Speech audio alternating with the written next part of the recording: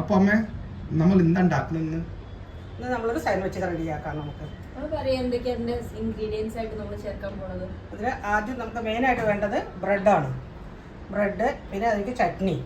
ആ ചട്നിക്ക് തേങ്ങയും പിന്നെ മല്ലിയുടെ ഇലയും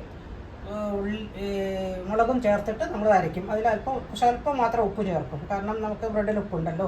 പിന്നെ അതിൽ സ്പെഷ്യൽ ഇൻഗ്രീഡിയൻസ് എന്ന് പറയുന്നത് നമ്മൾ മുട്ട ചേർക്കുന്നുണ്ട്. മുട്ടയും കൂടി നമ്മൾ മുറിച്ച് ചേർക്കും. പിന്നെ നമുക്ക് കാക്കടി, ചെറിയ വെള്ളരിക്ക, പിന്നെ തക്കാളി, ഉള്ളി, തക്കാളി, ലെറ്റ്യൂസിൻ്റെ ഇലയാണത്.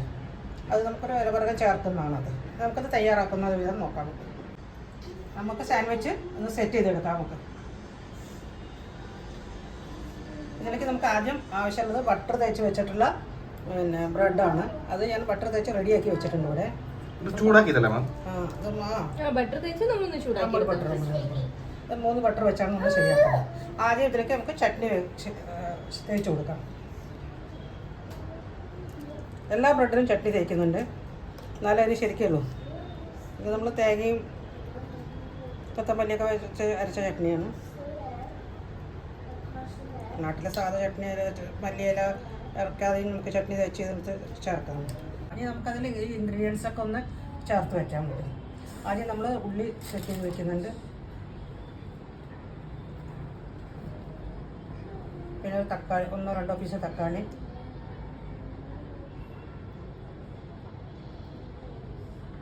അതിലേക്ക് 1-2 കാക്കടി വയ്ക്കുന്നുണ്ട്. കാക്കടിക്ക് നമ്മൾ മലയാളത്തിൽ എന്താ പറയാ? വെള്ളരിക്കയാണ്, കക്കരിക്ക എന്ന് പറയുന്നത്. ഇതിൽ നമ്മൾ സെറ്റ് ചെയ്യുന്നത് നമുക്ക് മുറിച്ച് വെച്ച നമ്മളെ ബോയിൽ അണ്ടയാണ്, ബോയിൽ എഗ്ഗ്. ഇതാണ് ഇതിൻ്റെ സ്പെഷ്യൽ ഇൻഗ്രീഡിയൻസ്. ഇതിന് ഭയങ്കര വ്യത്യാസമുണ്ട് നമുക്ക് ടേസ്റ്റ്. പുഴുങ്ങിയ മുട്ട അല്ലേ? പുഴുങ്ങിയ മുട്ട. പാവം ഇംഗ്ലീഷ് പറയുന്നത്. ബിന്ദു പണിക്കരാവും ഞാൻ. ഇത് നമ്മളിങ്ങനെ ത്രികോണം ഇതിൽ വെട്ടിയെടുത്താൽ മതി. ഇതാണ് ശരിയായിട്ടുള്ള നമ്മൾ സാൻഡ്വിച്ചിൻ്റെ ഇത്. ഇതിലേക്ക് നമുക്ക് ആർക്കാൻ വേണ്ടിച്ചാൽ നമുക്കതിൽ മേലോടെ നമുക്ക് ചിലപ്പം ചട്നിയും ചേർക്കാം, സോസും തേക്കാം. നമുക്ക്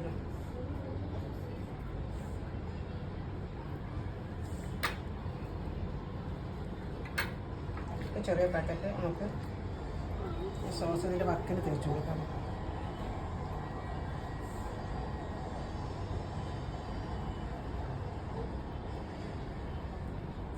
നമ്മുടെ ടേസ്റ്ററുടെ ടേസ്റ്റർ വരുമ്പോഴാണ് നന്നായാലും ശരിയായാലും നമുക്ക് ശരിയായ അഭിപ്രായം. ടേസ്റ്റ് ചെയ്യട്ടെ? ടേസ്റ്റ് ചെയ്യും.